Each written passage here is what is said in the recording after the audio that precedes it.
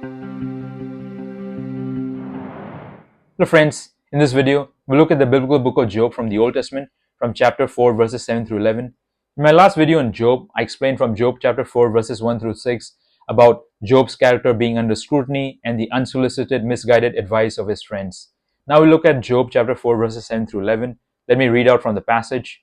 Remember who that was innocent ever perished, or where were the upright cut off? As I have seen, those who plow iniquity and sow trouble reap the same. By the breath of God they perish, and by the blast of his anger they are consumed. The roar of the lion, the voice of the fierce lion, the teeth of the young lions are broken. The strong lion perishes for lack of prey, and the cubs of the lioness are scattered. Let's look at the passage verse by verse and see how this passage applies to our lives as Christians. In verse 7, Eliphaz, who is one of Job's friends, makes this blanket, universal, generalized statement that the innocent never perish and the upright are not cut off.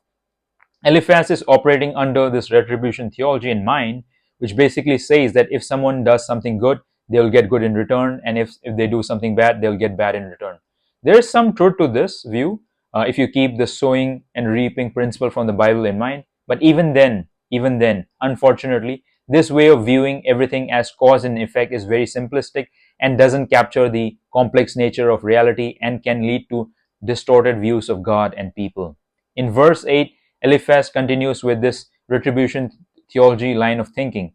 Based on his limited observations, Eliphaz states that those who pursue sin and who are after trouble reap them. Essentially, Eliphaz is presuming that Job's sin must be great, and therefore Job is reaping the consequences of plowing sin and sowing trouble.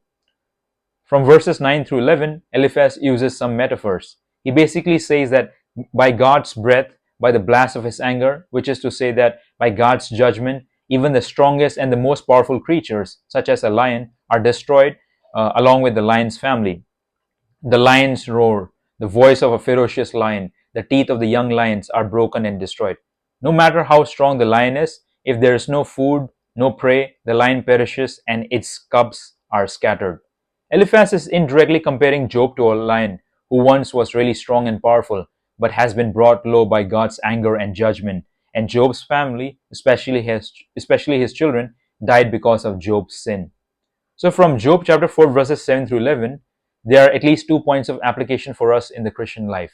2 points of application for us in the Christian life. First, we should be slow and very careful in thinking or concluding that any suffering in a believer's life, in the life of a Christian, is always due to sin. That's not always the case. And that's why retribution theology is so limited and narrow because it doesn't take into account the complex nature of reality.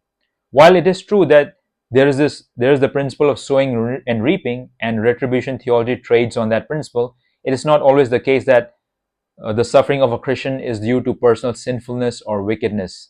Yes, it is true that sometimes Christians can suffer due to personal sin, but all sufferings in a Christian's life are not always due to sin. Even in Job's case, his suffering wasn't due to his personal sin. And Job's friend, Eliphaz, while he was correct to assume that God judges the wicked, but he still presumed very strictly and incorrectly, based on retribution theology, that Job's suffering was due to his personal sin. He was completely off on that. And the other thing to mention here is that retribution theology is not the gospel because it doesn't offer the grace of God to those who are suffering, whether their suffering is due to their sin or not. Retribution theology is very cause and effect driven and doesn't offer the grace and compassion that the gospel offers.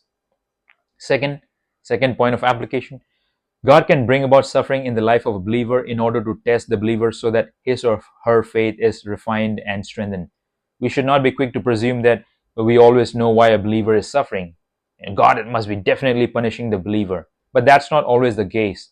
God could be using his or her suffering in order to refine the believer. In fact, 2 Corinthians chapter 4 verses 17 through 18 states, "For our light momentary troubles are achieving for us an eternal glory that far outweighs them all. So we fix our eyes not on what is seen, but on what is unseen, since what is seen is temporary, but what is seen is eternal."